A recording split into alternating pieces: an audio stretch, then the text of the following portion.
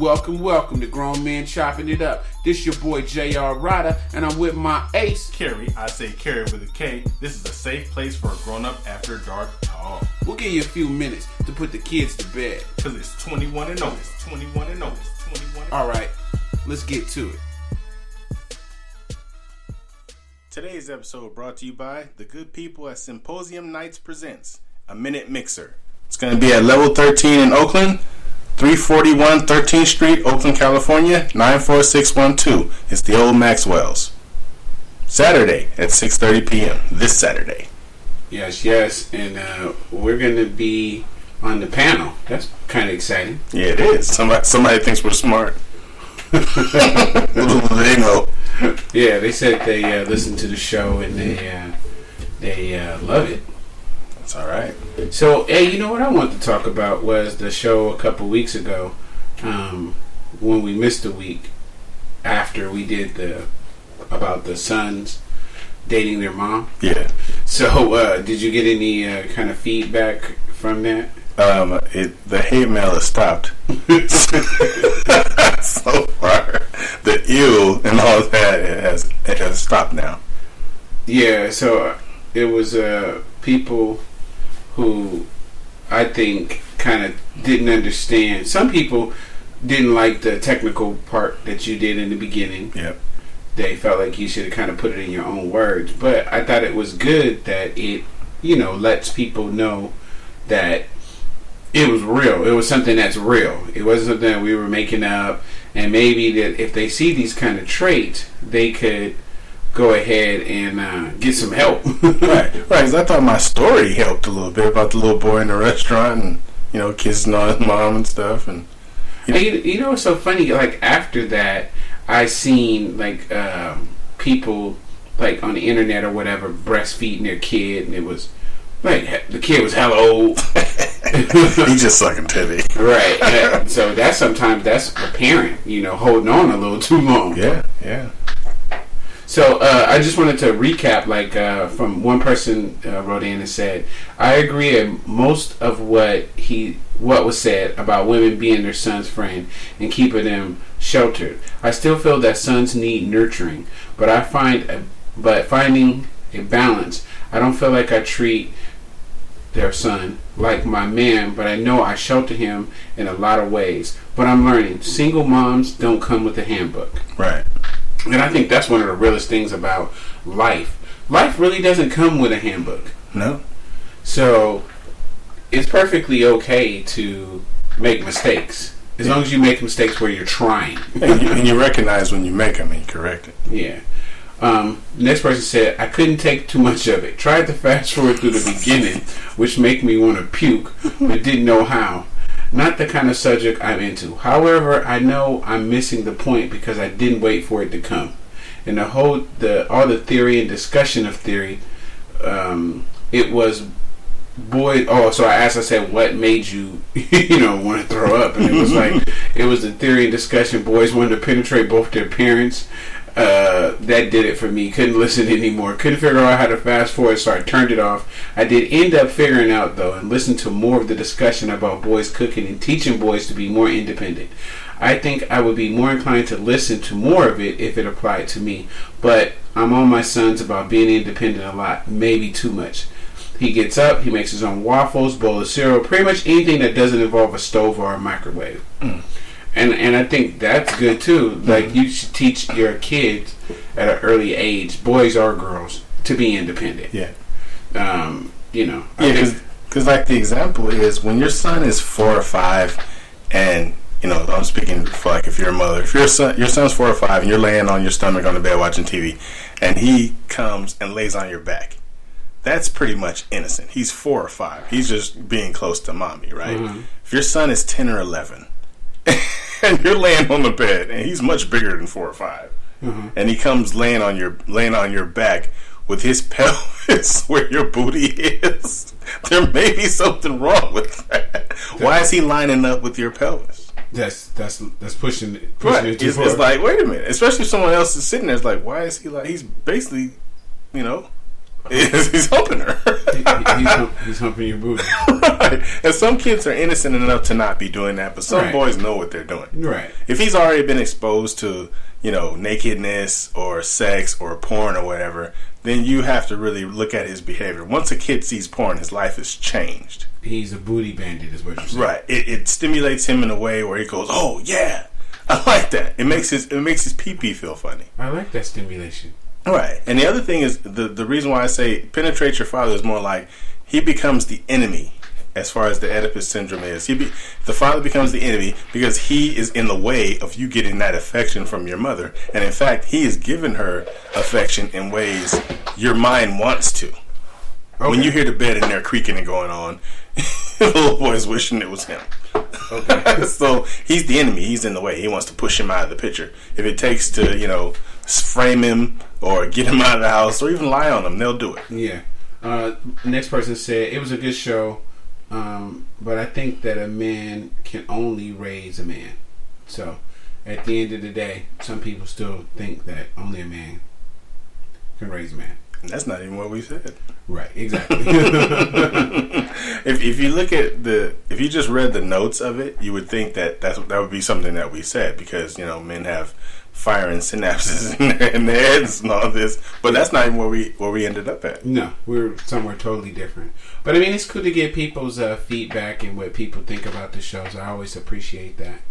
I've noticed a lot of pop-up copycat shows. Oh my! Like goodness. They listen to our show and then bam, they have their own show. Yeah, about the same kind of stuff too. Yeah, it's. I mean, I guess we can see it as flattering. I guess that's how you know that you're on to the right page. If other people starts doing what you were doing, yeah, or trying to take it, So. And we're not even on a huge platform. It's just us and a little microphone and iTunes. Yeah, we just But so yeah, that was a little recap of last week's show.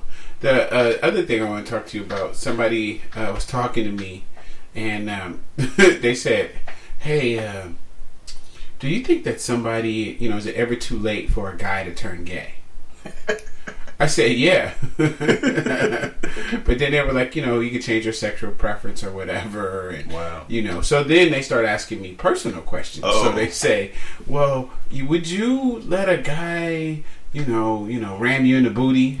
And I said, no, I don't like guys. Right. But I guess from our podcast, when we talk about different things with like butt play and where your male G spot is and things like that, they got under the assumption that somehow I would be okay with being gay. They try to set you up. Right. And I thought that was funny, but what it made me realize is that there's levels to sexuality. And I think, especially in the African American community, gay and everything is always associated with something so bad in a sense. Yeah. Until you talk to the person and then you say, well, if your son was gay, would you still love him? Or if your daughter was gay, no, yeah, of course I would still love him. I don't have a problem with gay people. But the idea of gayness sometimes affects people in different kind of ways. Now, I've said multiple times that a male G-spot is in his butt. Yeah. I mean, that's where it is. Your prostate milking and all this stuff. But these are different levels of sexuality.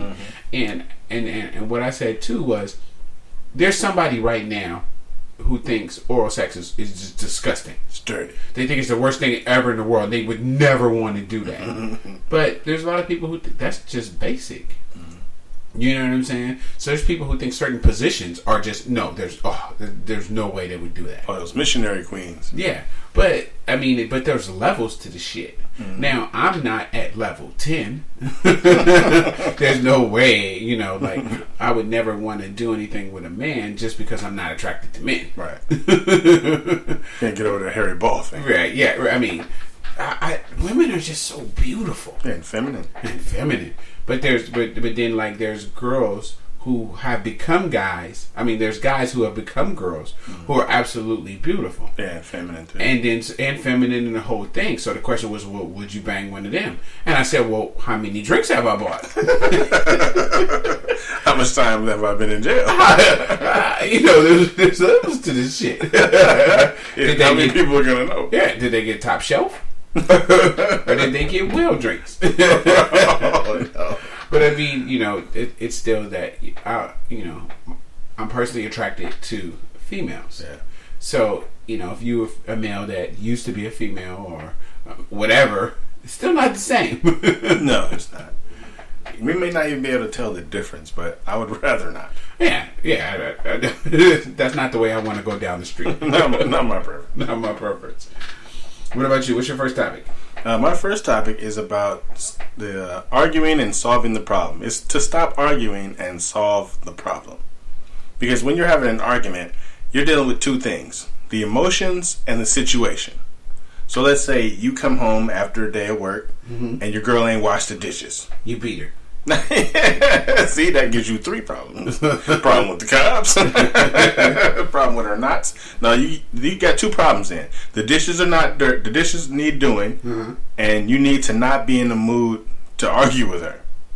So the first thing you saw is you prioritize the problem. You step to the side and you don't say, "Why in the fuck you do the goddamn dishes?" Why? This seems like really good communication. Yeah. Bitch, why you do the dishes? Yeah. You step to the side and you wait for your anger to go away, bring your energy down, and try something like write her an angry letter and then destroy it. Listen to some anger music, some rock music or some Tupac or something that's angry, like hit them up. And then you come back to the situation. After you calming down solves one problem. That's the first problem of you being angry at her. Now you still got the dishes that ain't done. So wait a minute, can I stop you real quick? Yeah. So the dishes are a female's duty? No, I'm just saying, I'm giving it from that. It could be a woman coming home and she either asked him to wash the dishes or he's washed them all week and just this one time he doesn't. Which is a whole nother problem. Now the problem is... Oh, no, that she shouldn't have asked him to do it and she should have did it? Well, if you're going to be mad at somebody for not doing something... Okay. Do they know that you're going to be mad and why they didn't do it? Like, if it's just one, like an isolated incident, you can't argue with somebody over an isolated incident that small. But you can argue with somebody with an isolated incident that they fell on a dick or sucked the neighbor's cock or something like that. But something like washing dishes, come on. Right. It's one time.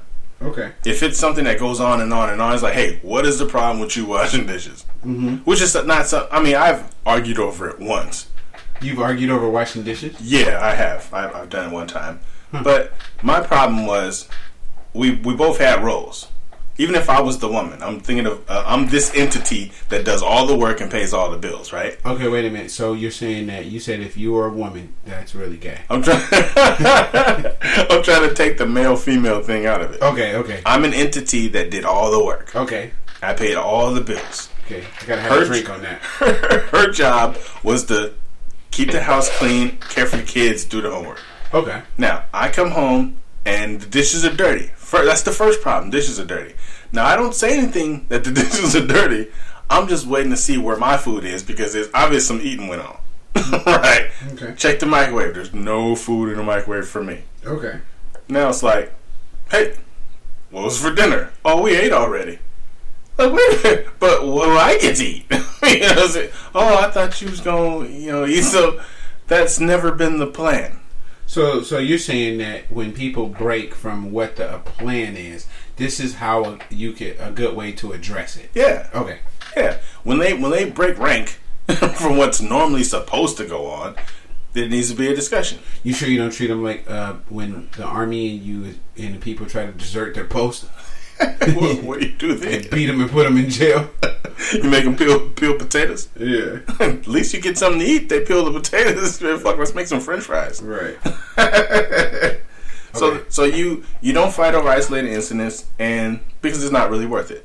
But the thing is, if you and your mate have a sort of keyword or something like that, a keyword or a action or something that you do to get you out of that angry mood, like me and Steph, what we do is I've been pissed off before, and she'll turn around and she'll say, hey, don't snap at me. Okay. And it takes me out of it for some reason because we're silly like that. So the thing we have is, hey, don't snap at me. It changes the mood, and then we just talk about it. Because that's what it is. It's communication. You just stop arguing and solve the problem. Are you really mad at this thing that you're addressing? Or is it something else? So you have to find out if it's something else that you're mad at. Get that something else out. Because a lot of times people will hold grudges about something and just wait for something minute to happen just so they can blow up at you. Because you'll find out in arguments, you'll be like, hey man, you stepped on my foot. That's not the problem. Right. It's some guy in the 6th grade stepped on your foot, and you didn't punch him, and they called you a punk for all of 6th grade, and you wish you would have done something. So now here you are trying to do something. So get to the root of the problem. Yeah, misplaced anger. Right, misplaced anger. Yeah, so, I mean, I don't know if this is kind of like the same thing, but I was in a long-term relationship, and I knew it was over when we had an argument about turn right. Wow. So we were on a trip, and I was like, "Oh, the way to go to the freeway, turn right." And she just lost it. I'm fucking turn where I want to fucking turn. I was like, "What? I just want you to turn right. Don't tell me how to drive to the freeway. I've been driving to the freeway before I even met you." Ooh. Okay, well, obviously our relationship is no longer. The respect part is over. Yeah, the respect part is over in this thing. My bad. But that's how I knew that our relationship was pretty much over. Wow. When you argue over turn right. That's as petty as you get. Yeah, I thought so. But that's it. It's just, finding what you're actually mad at and having that conversation, because arguing is never fun. Arguing keeps you out of having sex. You're mad at each other, nobody wants to fuck anymore. Right. And you know what, sometimes too, let's say you had an argument over something that you know is really petty and stupid, and you might have took it so far.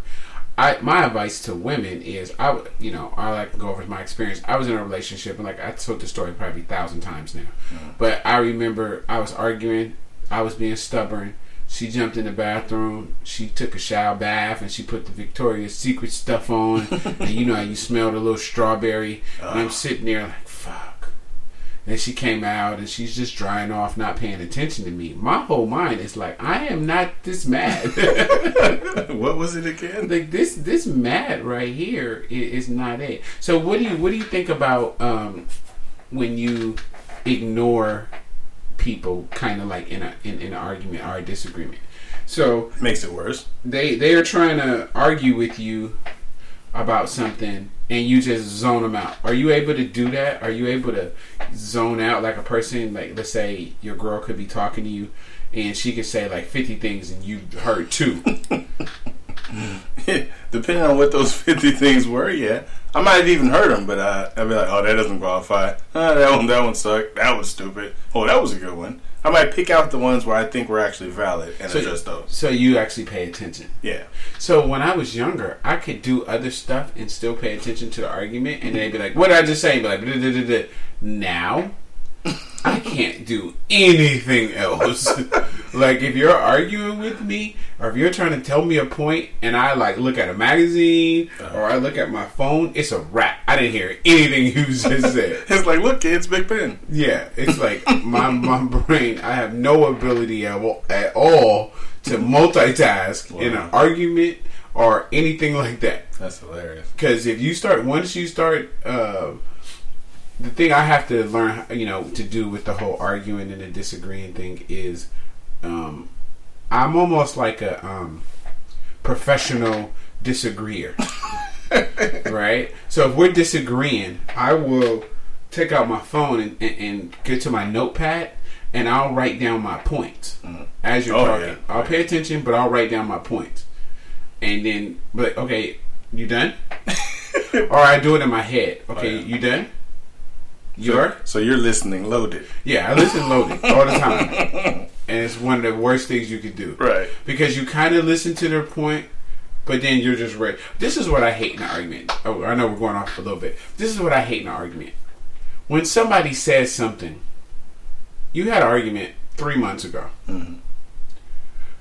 And then when they're bringing up this argument today, they go, well, before you just didn't even say anything back to me when I said this. Okay, look, you can't remember what you did Wednesday. Yeah.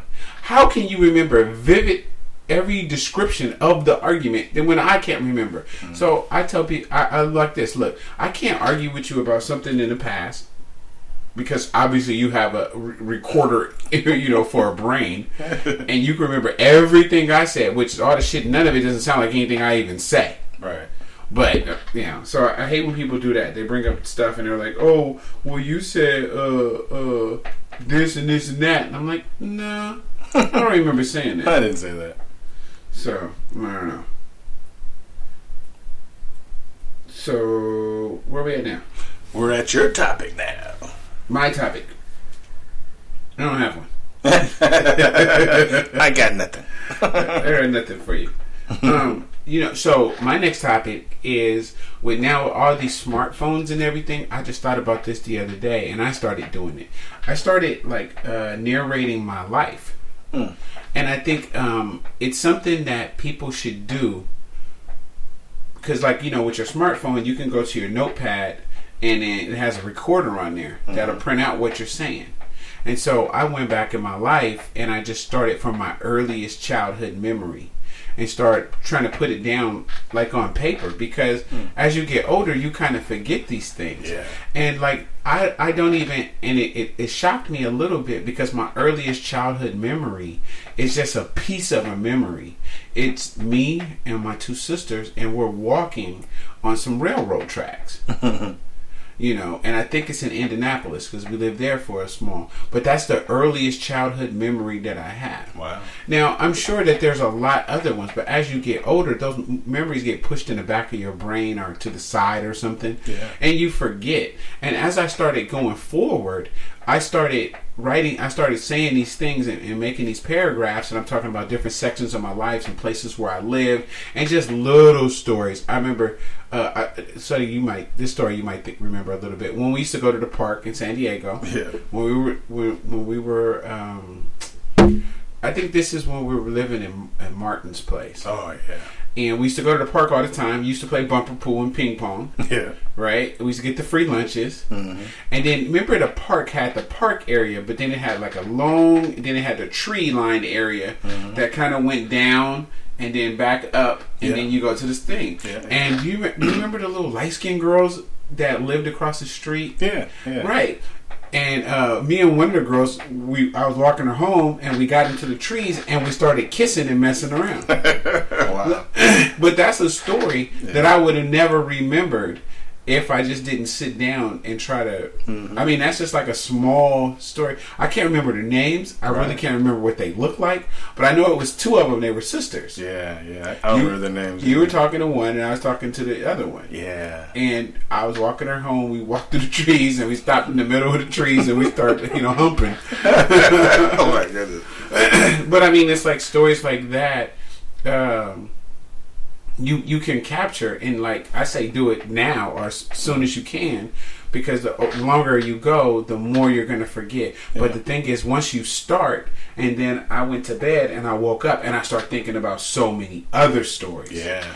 Other things was like, oh shoot, what about when me and my friend almost burnt down the park in San Diego with the damn leaves? Wow. Just stuff like that, being in LA, when we were little, and my sister sticking us with needles, and we drinking. I mean, stuff that they mixed together. Like, why was we even drinking? Why was we even playing those? But I mean, it's just things like that that I just thought was crazy. Yeah. Loretta. Yeah. Martin's daughters getting two caught, little ugly girls getting caught stealing. Yeah. Going to the movies for $5. Oh man, that I tell that story all the time. Oh yeah. When I went with one of my aunties, and she went to go buy drugs, and the guy said Ready Rock, and then when we got home, I was like, what's a Ready Rock? And she was like, don't be telling people, don't be missing in stuff that you talk too much. Yeah. You wasn't even supposed to be there. Yeah, I'm in the back seat, but I think back now, that's a horrible story. Yeah. But I mean, things like that. When I walked to school, and I don't know who red outfit I was in. I don't know. My mom bought me an all red outfit in San Diego, and I was walking to Martin's house from the old house, and Crip was like, what's up with all that dead? Yeah, oh my goodness. What does that mean? Like, I didn't know. I'm a fucking kid. Yeah, and he took my hat. Yeah. But, I mean, just like all those little stories from my childhood, I just think that people should do that. Take a second, sit down, and it's almost like writing your life out. Yeah, like memoirs. Yeah, it's like memoirs. And I say you start now because I've forgotten so much stuff. you know, and that when I was laying down, I started remembering all these different stories and different people, and the girl, what was her name? Kim, when we lived on Alderley. She lived down the street. She was dark skin? Yeah, she was like my little girlfriend. Oh, yeah. She was pretty. I think her name was Kim. I think it was Kim, yeah. Yeah, Kim or Coco or But there are a lot of memories from Alderley, though. Yeah, but I mean, those type of stories and stuff, they're lost, you know, because, I mean, there's a million stories. Playing football in the street. Yeah. When all the parents bought football gear. We was playing football and all the football gear and everything. You know, I remember I was the fastest on the neighborhood. Then you came. Then you became the fastest. Fucking took my shit. But I mean, that's stuff that you don't think about. It's good memories too. Like once I start going down there, and then I realize that you know, we have a lot of stress and we have all these things in our lives.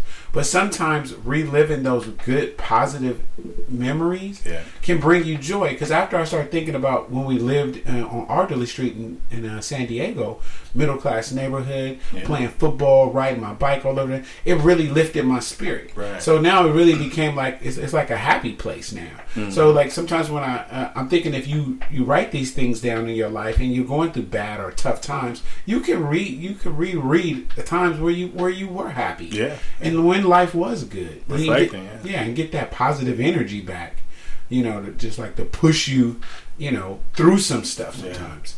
So it's not a lot of times we look back at our past and, you know, me and you, we do it all the time. We talk about, you know, all the bad shit that happened. We had a really good childhood through one section. Yeah. And I think that's what always made us different, no matter what environment we were in. It made us different than the other people. Mm-hmm. We weren't just project kids. We weren't just hood dudes. And, you know, that wasn't the only thing that we knew. We knew actually, you know, I don't know if you remember this, but we carried a football around. Yeah. And we just challenged any two kids that was out. Hey, y'all want to play 1-on-1, 2-on-2? Yeah. And we would play football with anybody who would play football with us and beat them. And our favorite play was, I throw we say hike, I throw the ball as far as I can, you run in there and grab it. Skunking kids. Right. There's some kids right now who probably still got a complex for the ass whooping we gave them out there. But I'm just saying, like, so, I think it's a really thing that I think everybody should do. Yeah. Just start at your earliest childhood memory. And then the next phase of what I'm going to do is I'm going to talk to you about certain things and see your perception of it. Mm-hmm. So, you know, I think it'd be cool to do a section on my perception of a certain time period and then go talk to my sister, go talk to people who were involved in that and get their perspective. Yeah, I think that'll be really cool too, to just see the two. And it's like, oh no, you never know. You might do that and end up having a bestseller book. Yeah. Be like Pulp Fiction, everybody's different perspective. Yeah. Okay. What's your next topic? Enough of that. Enough of that gay stuff. By the way, though, that street on Alderley is one of the most notorious neighborhoods in San Diego. Hey, so if we would have stayed there, we would have became notorious drug dealers? Yeah, we would have been drug dealers and Crips right now. My next topic is about 10 dirty little secrets about marriage. Now, some of you folks are not married, some of you are. But you each should find a happy medium on these 10 dirty little secrets about marriage. The first one is, sometimes you get on each other's nerves. Yes, sometimes you get on each other's nerves. Just sometimes? If you put two imperfect people together long enough, eventually differences will ignite minor spats about minor things that might turn major. This doesn't mean the relationship is bad. As long as you have good communication skills, you'll get through them without much strife. Now, you just have petty little arguments about whatever. You get on each other's nerves. Number 2, sometimes sex is the last thing on your mind. Imagine that. Yes, a man said it. Sometimes in real life, where there are real responsibilities, sex gets pushed to the back burner. It doesn't mean you don't love each other. I don't want that life. It just means you have to become conscious about making it a priority again. Okay. Like, you two could be so busy with regular stuff that you're not feeling, frisky.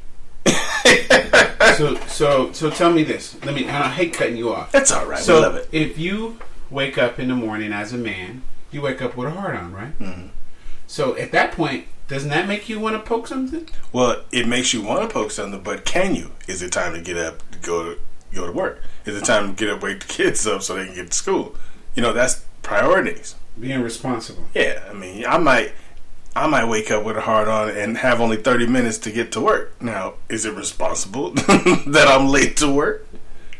I might just call in if it's all about that. Yeah.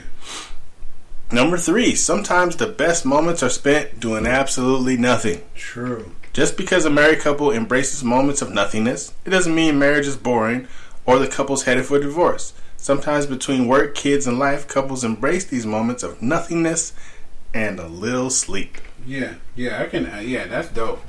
I sleep. I mean, we take long naps. Because y'all old. Because we'd be tired from the sex part. Oh, okay. Number 4, I won't always be perfect. It won't always be perfect. Okay. Any long-term relationship goes through seasons. Some of extreme happiness, some of stress, some of transition, and sometimes even sad moments. This is why you have a life partner to get through things with. Life isn't perfect, and neither is marriage. Like your grandmother, our grandparents stayed together for so long, there are probably times they hated each other. Mm-hmm. But neither one of them, left. They didn't get a divorce for it. Mm-hmm. It's just times they didn't get along. And those times might have been horrible for either one of them, because I know he drank a lot. Anyway, number 5, you get out what you put in. Just like your career or any worthwhile venture, you have to invest in it if you want it to grow. A good marriage doesn't just happen, it's nurtured and built.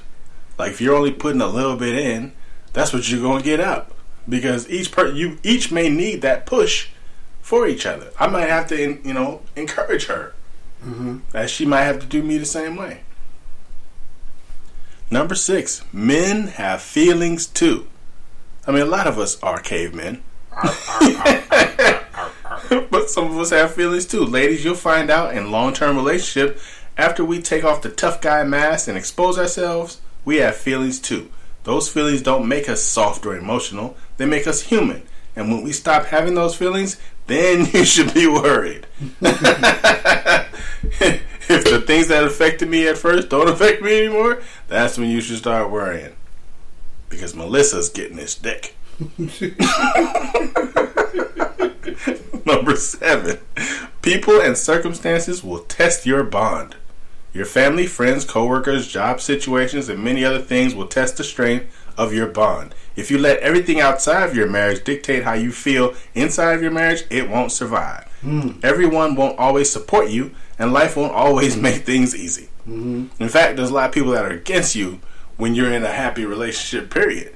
There are people that are jealous of it. There's people that are pulling at you from somewhere else to make you want to do stuff you used to do. Okay. You can still hang with these people, just don't do the things you used to do. Yeah. Number 8, love isn't enough. I have to say that again. Love isn't enough. But they say love cures all. Yeah, and kills all too. Building a family and relationship needs love as strong as part of a foundation, but many other factors must exist as well. Loving each other is important, but it isn't enough. You gotta respect and all those other things. And head, plenty of head. Head, more head. Number 9, marriage isn't for everyone. I know you appreciate that one. Marriage takes a lot of selflessness. Just from the discussions on the show, Marriage takes a lot of selflessness, sacrifice, and serving. And that's not for everyone. It takes a different mindset to bring two people together and build a family and work on the dynamics of Jamestown. Oh, that's not what it says. It's not a task that everyone is up for. And it's okay. If you understand this about yourself, don't take a leap into the pool of marriage. I don't like your topic. The last one, number 10, it is worth it. There are so many positive things to enjoy a healthy marriage that make even the realities of these dirty secrets worth it. The love, the support, the partnerships that come out of a great marriage are simply amazing. Even when a chapter or two aren't great, it's still a wonderful novel. And those are just a few of the realities of marriage that you can't be ashamed to talk about, and it makes marriages thrive. I'm going to throw up. Amen. I'm going to hurl. Yeah. I mean, that's some good points. I mean, there is such a lot of good things. There's a lot of good things about marriage. I have people who told me that I can't talk about marriage because I'm not married. That sucks. Yeah, so you're like, Gary, you can't. Every time I say something about marriage, they say not to say something. I can't speak on it. You have to hush. Yeah, I gotta be quiet. So whatever, I'm gonna roll with that. But also, one of the good things about, I think should be good about marriage, is that you're able to get a lot of head. Yeah, definitely. You get head on demand. But if you're married and you don't get head and you really want to get head, what can you do about that?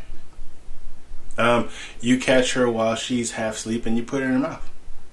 It's rape. Or you see her while she's sitting on the couch and you stick it in her face. I mean, there's no such thing as marital rape.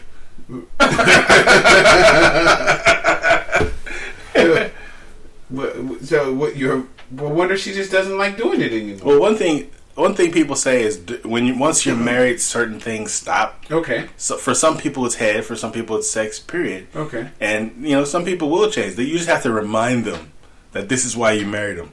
It's like you had that conversation. Like, look, I was getting head every other day when we was dating. You kind of slacking off a little bit. Let me slap you in the face with it. But she doesn't want to do it. Like, I don't want to do it. She doesn't want to do it. Oh, you tell her a story. Hey, he doesn't want to do it. He don't want to eat her out. Yeah, that's bad. You can go a lot of ways. You can go the hey, somebody wanted to suck my dick today story. What story is that? Because it's happened to me at work. You were at work and somebody said, hey, you got a nice haircut today. Would you mind some head? Craziest thing ever. I was almost at the end of my shift and this lady just came up. She's like, man, I just really want to suck your dick. I was like, what? You was like, I love you? Who else is looking? It was a long time ago. Okay, a long time ago. But it did happen. That's for real. And so then you told your girl that this happened. Yeah, and then, I got more heads. See how that works? Well, shit, I'm gonna get that tattooed on me. I better suck it before the stranger does. Yeah, true. So you saying use a reverse psychology? Yeah. Or you watch a lot of head porn. She come in the room and you sitting there on the big screen with women sucking dick. Like, ooh, get it. I would love some of that. Wow, that looks great. It might help. It might not. Yeah. If it doesn't, try something else.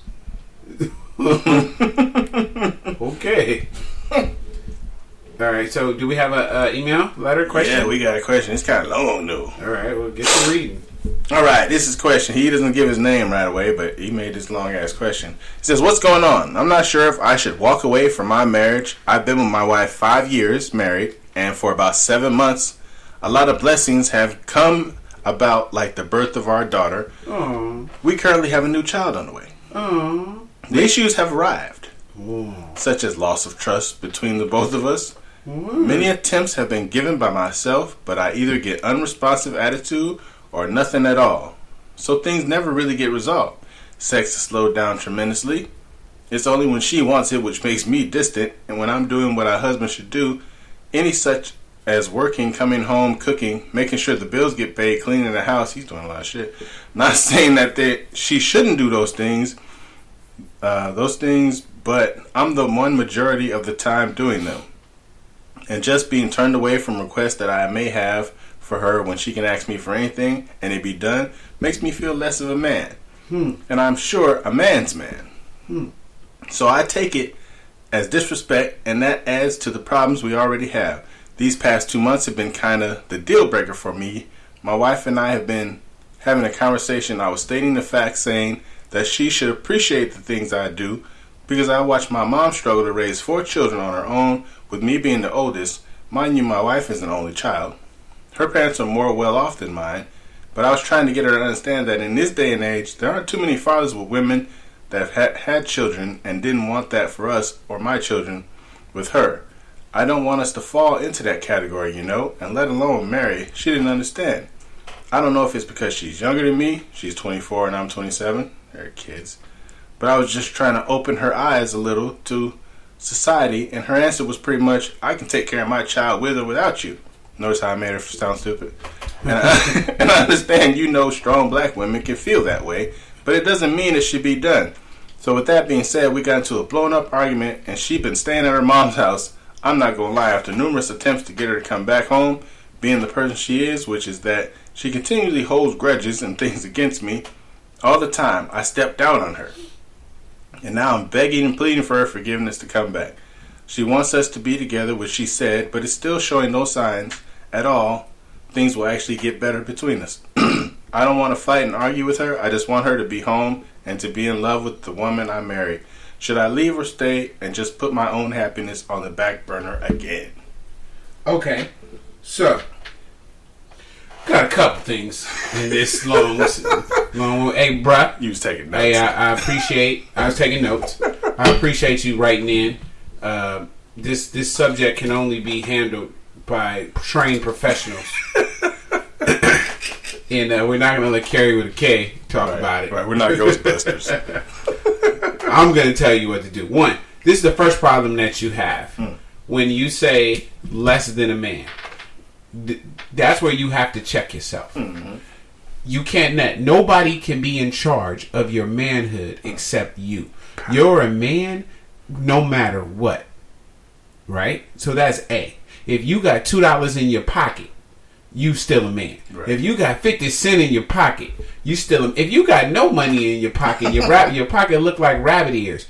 Conduct yourself like you got $1 million in your pocket. Yeah. At the end of the day, that's why I call it Jamestown. Jamestown, I'm the mayor of Jamestown. Now I could have a budget of $1 million. I could have a budget of $2 million. No woman or man can say or do anything that's going to deter my manhood. So.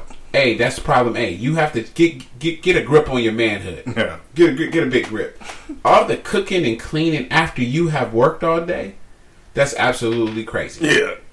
You can't take on, there's roles in relationships. And I'm not going to say male or female roles. What I'm going to say is there's dominant and there's feminine roles. That this sounds the same to me. So there's roles. So if you want her to be the female, you have to let her be the female. You have to give her those kind of roles, because by you taking some of them, you might be pushing her to take some of yours. Yeah. So she's going to take some of the masculine position, which it sounds like, and then it seems like you're taking some of the feminine positions. So as you got to decide what you want, how you want your relationship to go. So it just like the girls who end up, with the better job and taking care of the dude, and the dude, he's at home cooking and cleaning. He's taking the female and she's taking the male. That's problems. So you want a traditional relationship, well then you got to set it up a traditional way. I'm not saying that you got to have her cooking and cleaning and stuff for you every day. You guys could do meal prep. You can cook together. You can do these things, but you do have to free up that time for when you get home, that you could either concentrate on her, concentrate on yourself, concentrate on your kids. If you're taking that time up by cooking and cleaning and she's not appreciating it, that's on you, bruh. Mm-hmm. Next one, stepping out. Why do you feel bad? Wait. What's the problem? No. And I say that to say this.